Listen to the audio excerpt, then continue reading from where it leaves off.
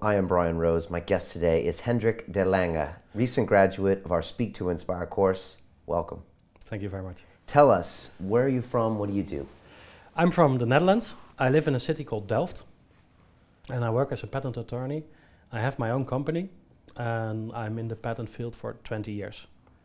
Various roles, as an examiner at the European Patent Office, as a patent holder. My first patents I wrote when I was 23, 24, for my own businesses. Some were successful, some were very unsuccessful, basically failures. I worked as a patent attorney with two of the major patent law firms in the Netherlands. One, I was the lead of one of their offices, and then I started my own office. I have a small office in Rotterdam, actually in Capelle aan de IJssel. And from there I have clients all over the world. Okay. Basically in the field of patents, writing applications, writing license agreements, negotiating license agreements, and following the procedures of patents up to grant. And what was going on with you in your life, internally and outside, to make you come join us for the Speak to Inspire course? Well, that's a funny one. It's quite a long story, but I will keep it short. A friend of mine gave me a book, or actually a colleague at one of the clients I work for gave me a book, and it was the book of Neil Strauss, The Game, and I recognized a lot of it. And one of his favorite mentors was Nick Krauser. And I saw an interview of Nick Krauser on London Real, but I couldn't see the whole of it. So I had to put my email onto London Real, and I sort of regretted that, because then I was bombarded by your messages, really bombarded. I even made a video of it. I don't know if you see it. I haven't, and now you're here. And this bombardment was like, I ignored it. I even wanted to cancel my email address at London Real, and then I saw this Speak to Inspire, one of this, how would I say, master classes. You told about this logos, ethos, and pathos, and suddenly I saw that one of these pillars were absolutely absent in my presentations. Why they were not sticking, why they were not, how would I say, not really good presentations. So that's what made me decide. Okay, I'm on. Okay. And why London Real? Well, it is, to be honest, you have a really strong, how would I say, you exhale quality in everything you do. The way you look, the way the studio is arranged, the way the website looks, everything. And I liked it. You have a very high standard. Okay, all right, thank you. Yeah, it's true. So you join the course, first 2 weeks, you get hit with a lot of things. I introduce you with 75 people that will soon become your friends and family. Around the world, you've never met.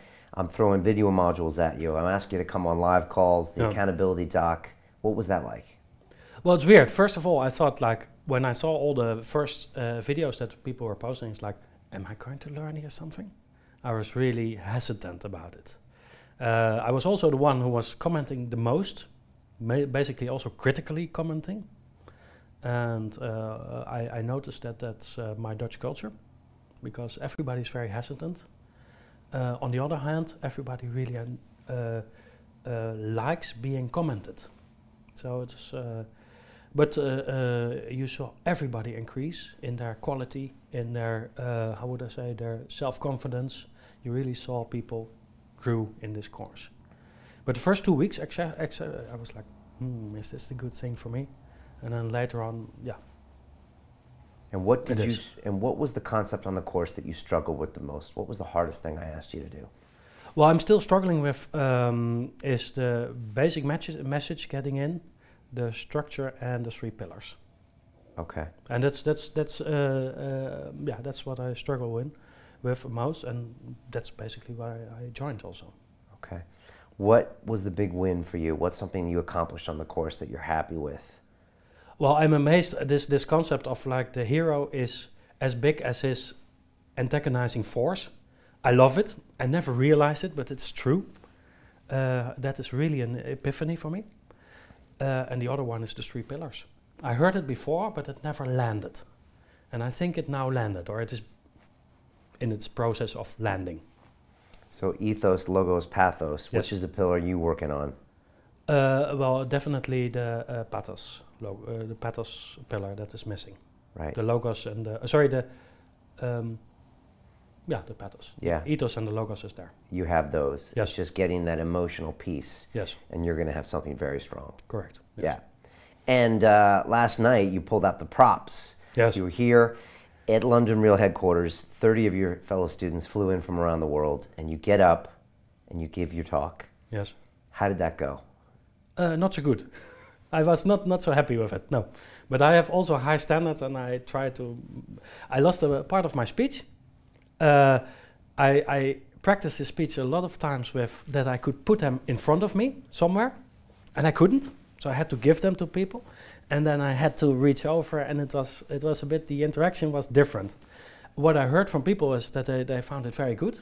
Well, I didn't find it very good. And your critics were really spot on correct. Really spot on.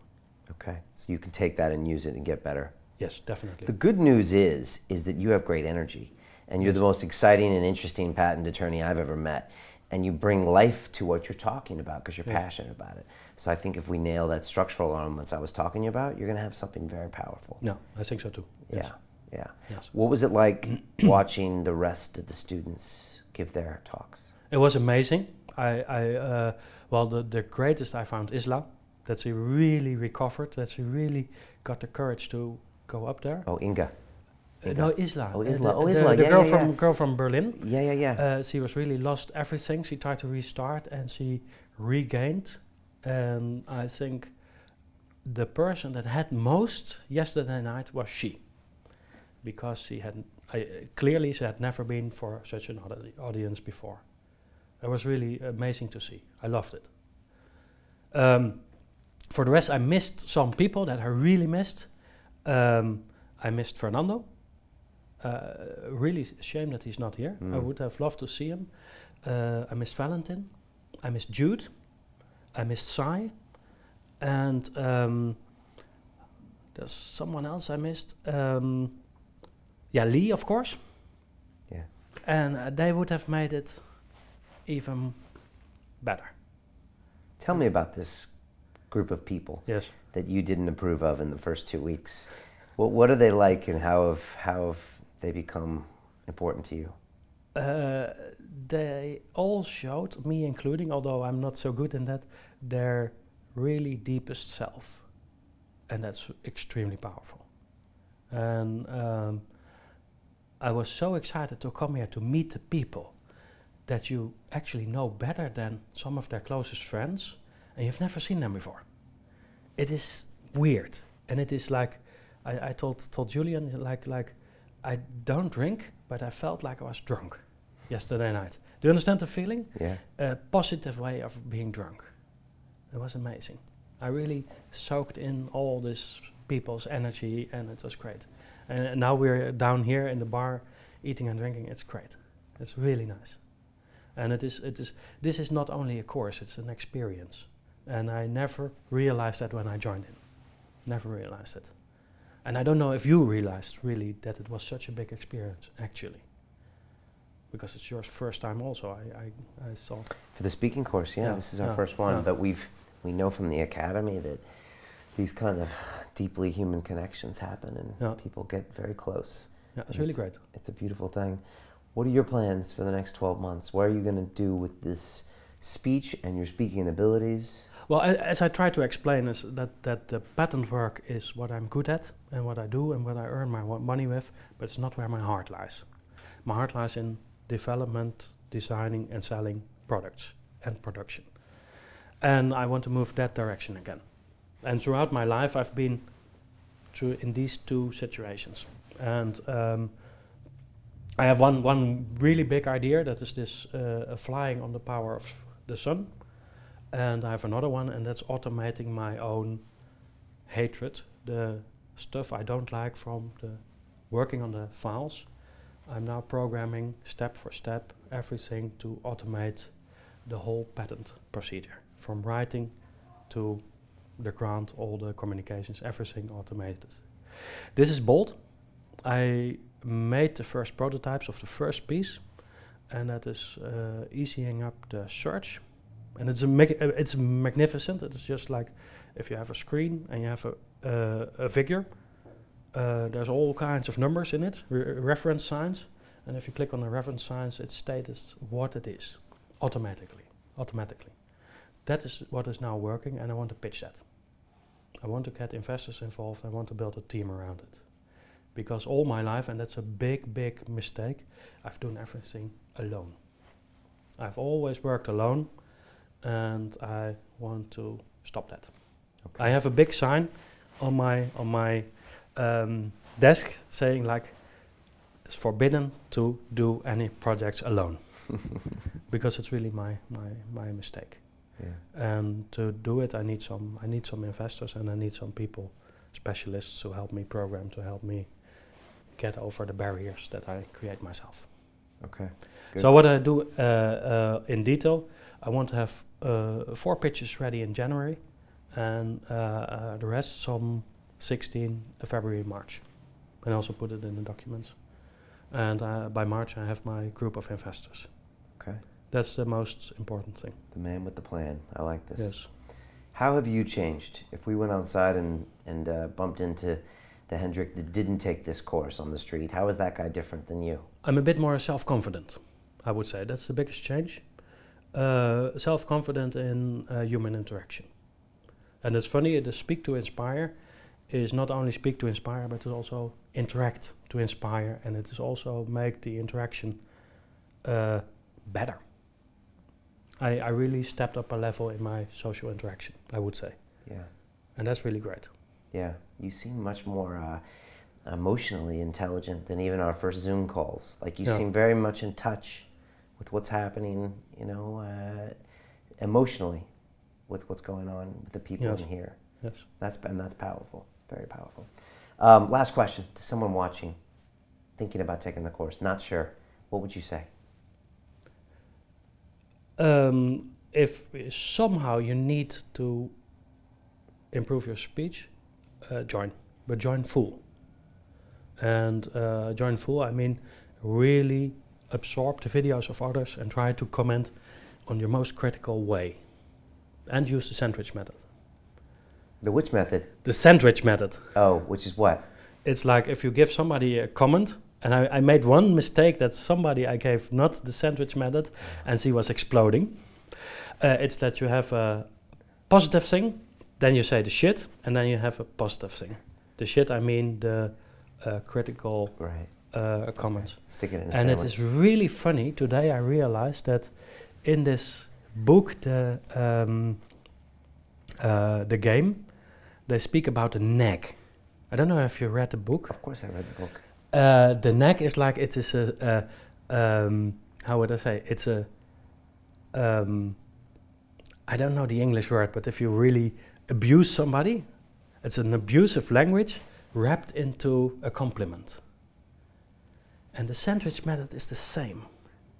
And it is actually a way to socially interact with people. And it's very powerful. And yesterday night you did the same. All the comments you gave, probably you didn't even notice, but you say something positive, then you say the critics, and then again the positive. I probably didn't notice, but it is a sandwich method, and it is the nag. It is really, it's really cool. Great observation. It's really cool. Hendrik, it's been awesome having you on this course, and I still remember our conversations on Zoom before the course, and you're very unique. You're unlike anybody else here, and you bring your own amount of incredible energy here. So thank you so much. I know you've already got plans for the team for the next 12 months. You're already assigning homework. Oh, you saw it? To everybody. I heard about this. Yeah. So love having you part of this whole course. Welcome to the family. Yes. And thank you. Let's do some big things together, shall we? Cool. Thank you very much. All right.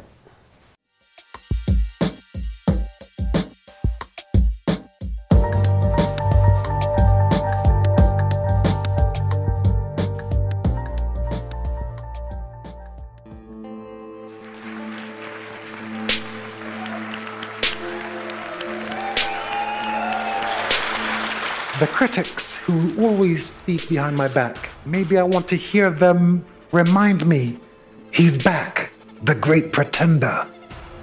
I hope this time he gets hurt. I love these guys. They give me fuel.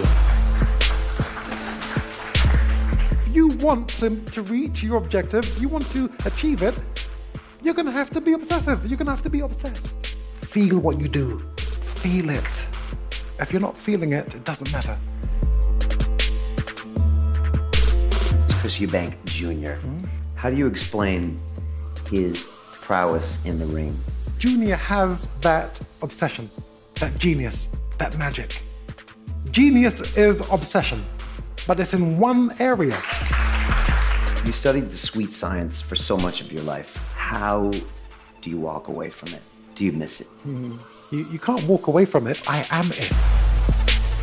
And even when I dance, really I'm boxing. The credit belongs to the man who's actually in the arena, whose face is marred by dust and sweat and blood, the one who strives valiantly. What was the worst day of your life, and how has it shaped you as a human being? When I fought Nigel Benn, I stood like this. It was to mask this.